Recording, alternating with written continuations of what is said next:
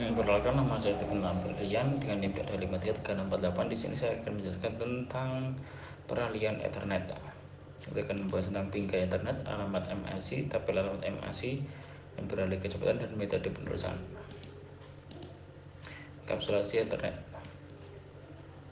Ethernet adalah salah satu dari dua teknologi lainnya yang digunakan saat ini. Yang lainnya adalah LAN, nirkabel, atau WLAN. Ethernet menggunakan komunikasi kabel ya, termasuk twisted pair, link serat optik atau fiber optik, dan kabel koaksial. Ethernet berbeda lapisan data link dan lapisan fisik.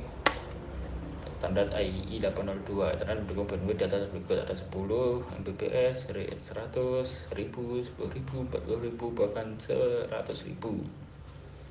Seperti ditunjukkan, standar Ethernet mendasarkan protokol layer 2 dan teknologi layer 1. Sebelum lapisan data, protokol IEEE 802 LAN termasuk Ethernet menggunakan dua lapisan terpisah. Berbasis mereka adalah logical link control (LLC) dan media access control seperti yang ditentukan pada gambar. Ingat di modul yang sebelumnya ada LLC dan MAC. Seperti kemudian di sini, sebelah lapisan MAC bertanggung jawab untuk enkapsulasi ya. Enkapsulasi data IEEE 802 meliputi hal berikut: ada bingkai Ethernet, pengalaman Ethernet, dan deteksi kesalahan Ethernet.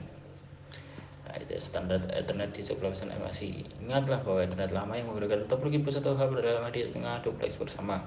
Ethernet melalui media setengah melalui metode akses berbasis pertentangan, deteksi akses ganda, tetap rekening indra pembawa GSM atau CD.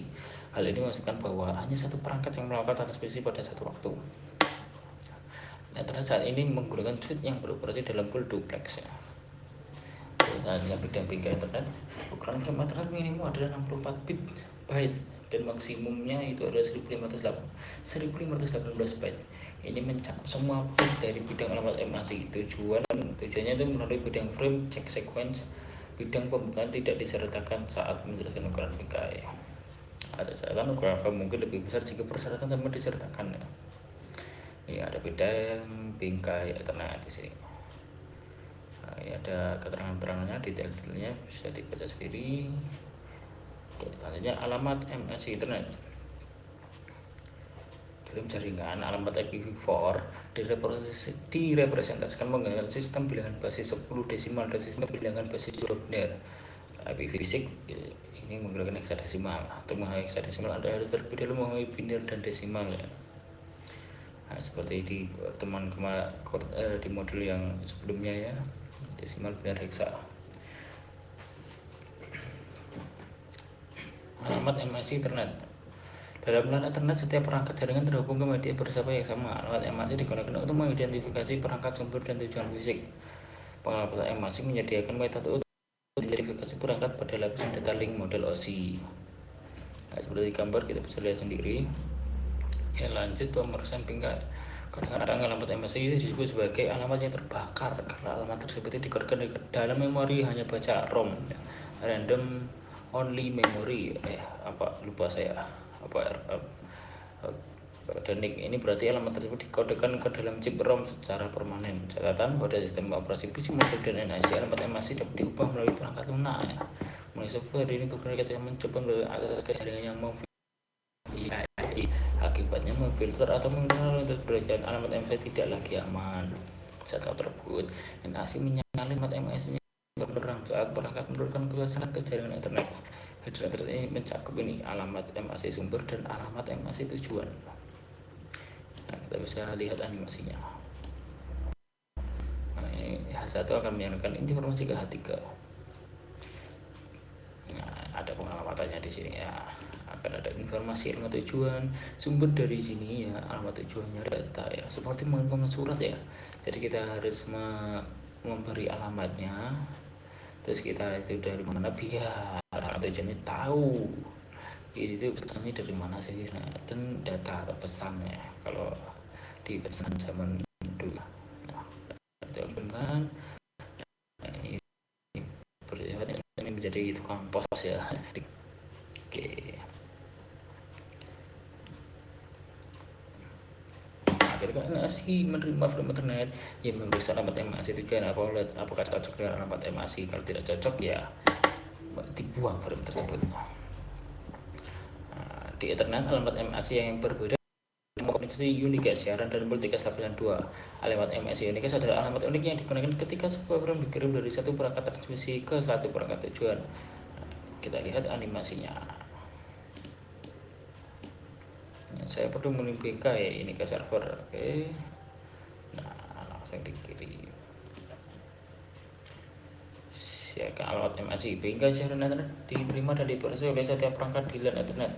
Fitur siaran internet ada sebagai berikut. Yang kelima, alamat MSI tujuan dalam hexadesimal. Jadi semua port switch internet kecuali port masuk ini itu tidak dituliskan oleh router. Jika data yang dienkapsulasi adalah paket siaran IPv4, ini berarti paket tersebut berisi alamat IPv4 tujuan yang memiliki semua angka 1 di bagian host.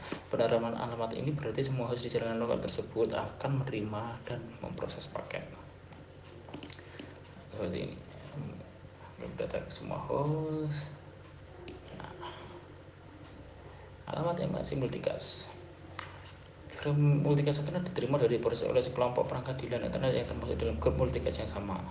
Terdapat MSI tujuan 0105i bila data dienkapsulasi adalah paket multicast IPv4 dan alamat MSI tujuan 3333 bila data yang dienkapsulasi adalah paket multivariate IPv6. Nah, seperti inilah bisa dibaca sendiri detailnya.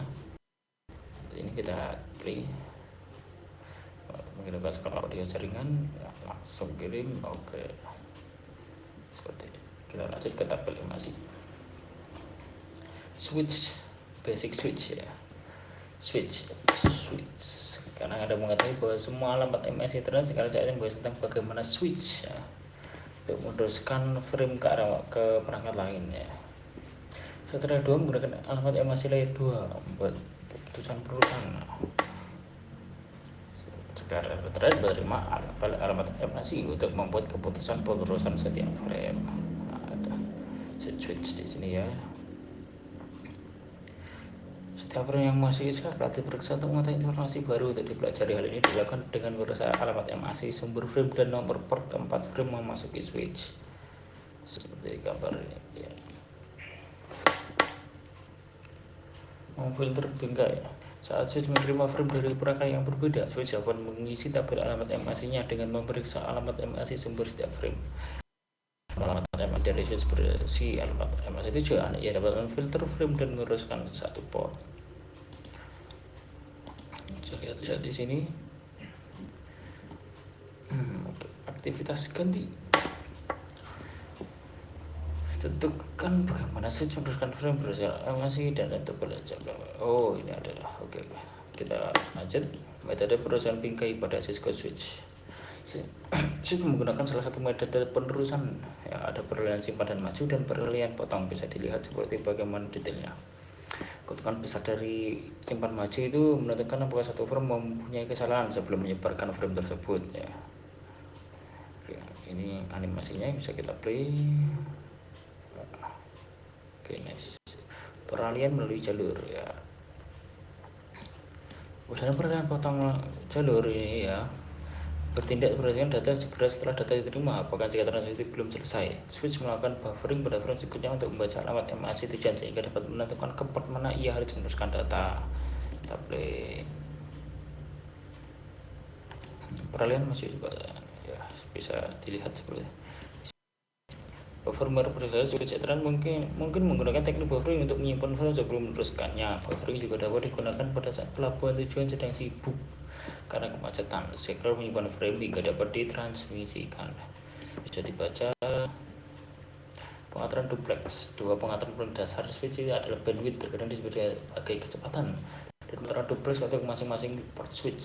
Ada dua jenis pengaturan duplex, ada full, ada half. DX otomatis koneksi antar perangkat dulunya memerlukan penggunaan kabel crossover dengan jenis kabel pada jenis perangkat terkoneksi. Misal untuk melihat jenis kabel yang benar diperlukan untuk menghubungkan perangkat switch to switch, switch to router, switch to host atau router to host. Nah, yang kabel selang, kabel lurus, kabel selang. Kebanyakan perangkat sekarang itu mendukung fitur automatic medium dependent interface crossover. Saat diaktifkan, software secara otomatis mendeteksi jenis kabel yang terpasang ke port dan mengkonfigurasi ke yang sesuai ya, jadi secara otomatis ya. Oke, itu saja yang bisa saya sampaikan. Jika ada kurang lebihnya saya mohon maaf. Wassalamualaikum warahmatullahi wabarakatuh.